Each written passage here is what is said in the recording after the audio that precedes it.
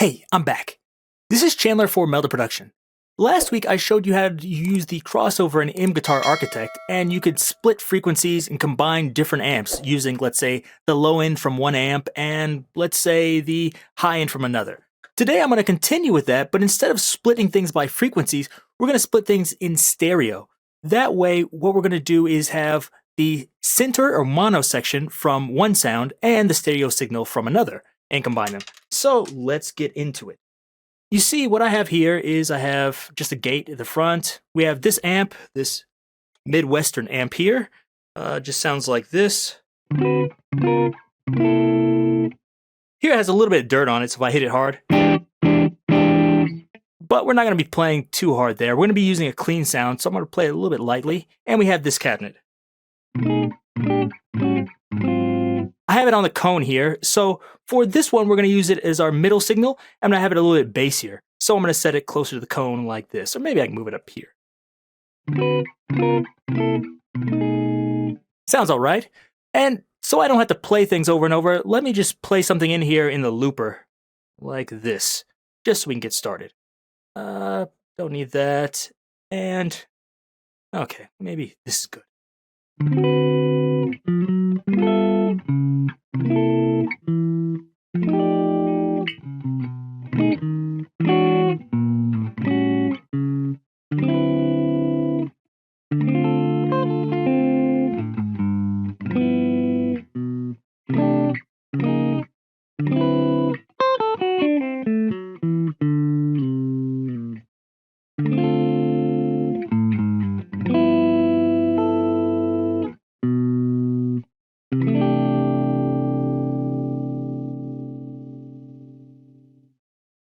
Okay, let's see if that actually worked.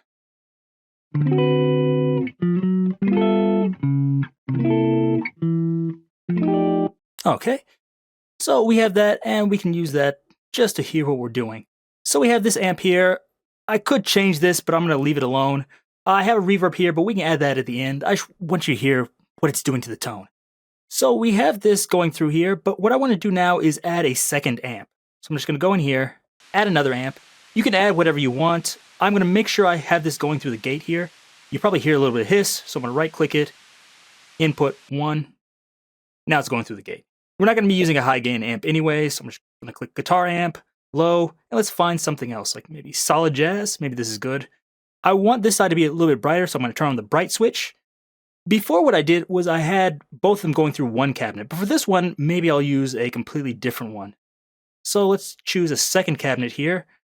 We can choose anything. I think I'll use this shimmer cabinet here. I'm going to turn this off, and I'll play that loop, and I'm just going to move this around until I find something I like.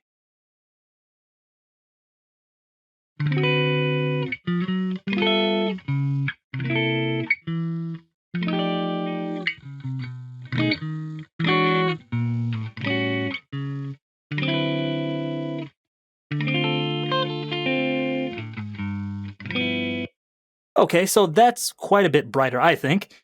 What else I think we can do here is let's add some stereo by just using maybe a chorus here. That sounds good.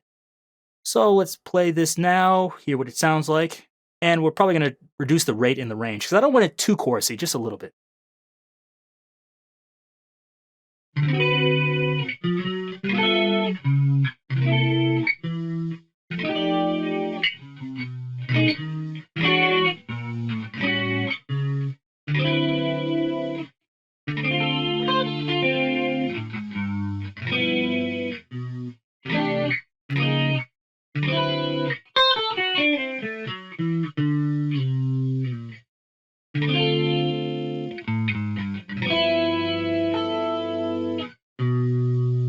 Okay, so that seems pretty good. Now let's combine these together, but what I want to do is use the mid-side features. So turn one on. I'm going to use a crossover here, like this. Make sure I change it from analog, I just want mid-side. And I'm going to move this as far over as I can, and just click side. To be honest, this really isn't necessary because I don't have any reverb or any other effects on here, so this should be coming out mono anyways, but let's just hear it just in case.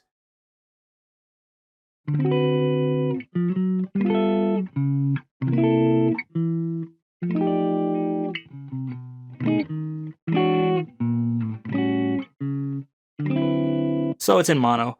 The big thing is right here for the other one. So what I'm going to do is just copy it, go over here and paste it.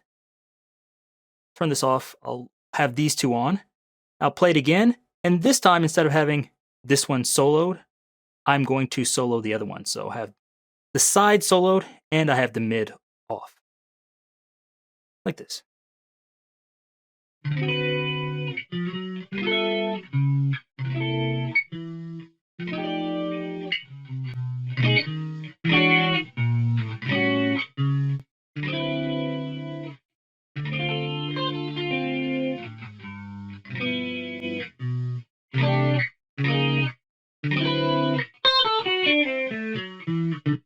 So hopefully you could see there when I was bypassing and unbypassing it. When I had it bypassed, it was only playing the side. It was probably a little bit of a subtle difference, but you probably noticed less bass. And also, if you look at it, you can see that the stereo is actually going over 100%. When I had it bypassed and it was playing the mid and the side, it was like probably around like 60 or something.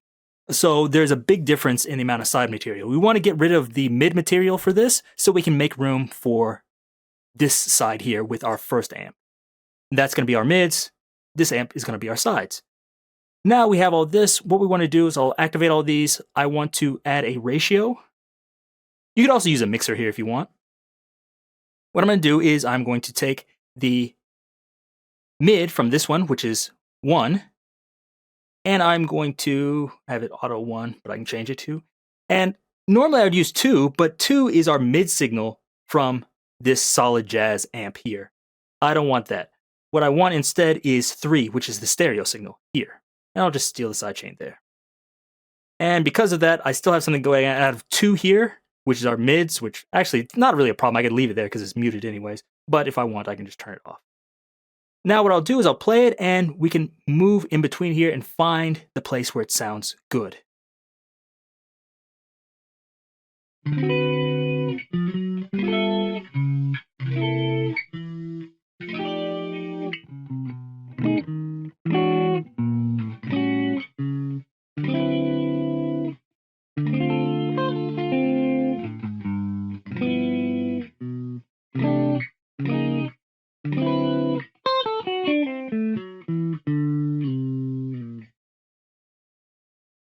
So we can easily get rid of that. And one reason you might want to do this is if I just used chorus on here, if I put it in mono, the signal might disappear or might sound weird or something.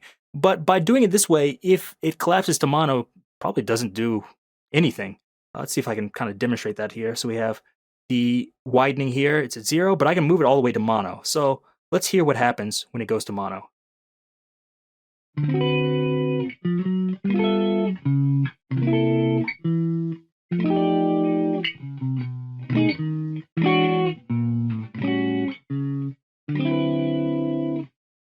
You see, it's not like there's no disappearing, there's no weird phase issues, etc. So that's one reason to do this.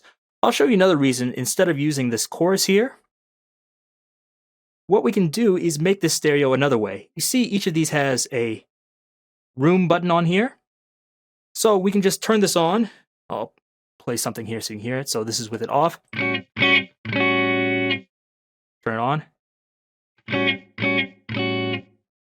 Turn it up to 100%. And then we can increase the width too if we want. If we turn it down, it's going to be mono. We don't want that. We want this to be stereo, so we can turn it up like this. Then from there, we can do the same thing. Mix it.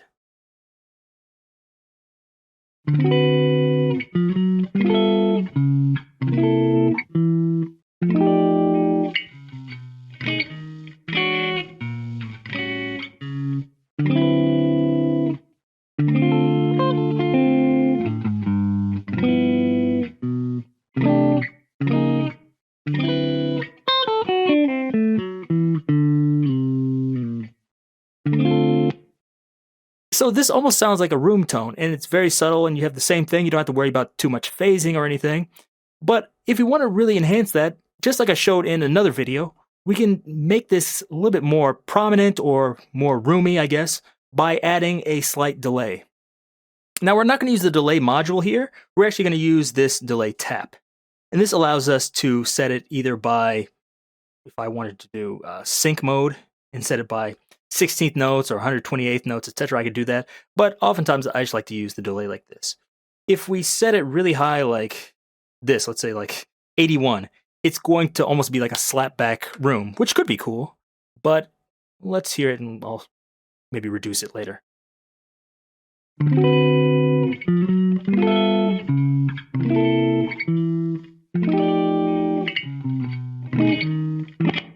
You hear that? Like, that's maybe too much. Maybe if I'm playing some like rockabilly or something, but for normal things, I'd probably reduce it. Let's try 15 milliseconds. This will probably sound a little bit better.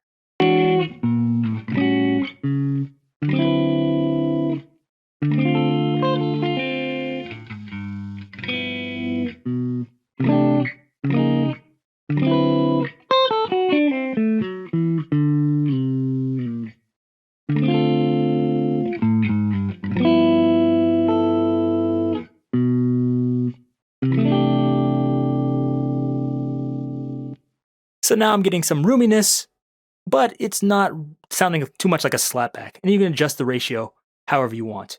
And the good thing about this is, like I said before, reducing the stereo is not going to mess up your sound. Also, using the delay taps, you can change the delay taps if you hear phasing, but honestly, if you're using different amps and cabinets, there actually shouldn't be too much phasing. There could be some, but it shouldn't be too bad. Obviously, if you set it, really low, like maybe 1 millisecond or something, you're going to get it. But setting it maybe about 8 or above, you should be fine. So this way you can create a nice room sound, or if you want to put, like, let's say a phaser or something on there, you could do that, and you don't have to worry about it sounding too bad if it's put in mono or your sound disappearing at some points or anything. By blending the mid and side using this method, you can get some really cool sounds. And you can process this, any way you want. I did this using delay taps and the room here, but as you can see, there's lots of different effects here. So try putting those on there for some interesting sounds. Okay, so if you like this, give me a thumbs up. Leave me any questions or comments down below, and check out all the other plugins at meldaproduction.com. And Merry Christmas.